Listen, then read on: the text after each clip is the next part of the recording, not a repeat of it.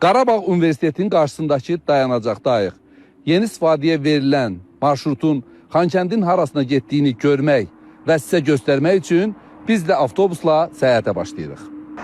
Yeni ictimai nəqliyyat şəbəkəsi şəhərin bütün əsas küçə və istiqamətlərini, eyni zamanda Kərkicahan qəsəbəsini əhatə edir. Həftə sonu olduğundan, eləcə də sakinlərin və qonaqların əksəriyyətinin yenilik barədə xəbəri olmadığından avtobuslarda sərnişin sayı hələ ki çox deyil.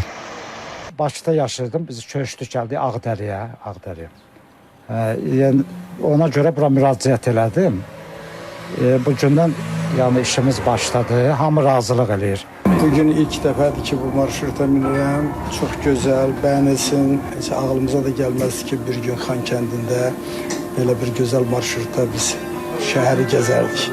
Avtobusların müntəzəm hərəkəti, dayanacaqların əlçatanlığı və xidmət keyfiyyəti istifadəçilərin gündəlik həyatını xeyli asanlaşdıracaq. Ən çox sevinənlər isə yəqin ki, Xankəndidə fəaliyyət göstərən təhsil müəssisələrinin, Qarabağ Universiteti və 4 saylı orta məktəbin şagird və tələbələridir. 4 nömrəli tam orta məktəbdə oxuyuram, 7-ci sinif şagirdiyəm. Əvvəl taksi ilə, şəxsi maşınlarla məktəbə gedib gəlirdik. Avtobus açıldı, indi bizə daha sərfəli oldu. Avtobusla məktəbə də rahat gedib gələcəyik. İqtisadiyyat Fakültəsinin Beynəlxalq Sərfi Logistika ixtisasında təhsil aldım. Özüm Şəmkirdənəm, yəni avtobusların olmağı çox yaxşı oldu. Həmçinin səmərəlidir, taksiyə də ehtiyac qalmır. Marşrut xətləri üzrə ümumilikdə 62 dayanacaq məntəqəsi müəyyən edilib və müvafiq nişanlarla təchiz olunub.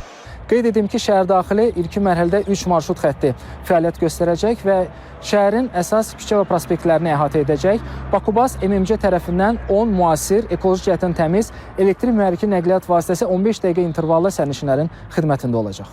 Qeyd edək ki, avtobusların hərəkətinə real vaxt rejimində nəzarət edilir. Layihə regionda müasir və ekoloji təmiz nəqliyyat sisteminin formalaşdırılmasına xidmət göstərir. Şöhrət Eyvazov, Zaur Məhərrəmov, Qasım Xuluflu, İTV Xəbər, Xankəndi.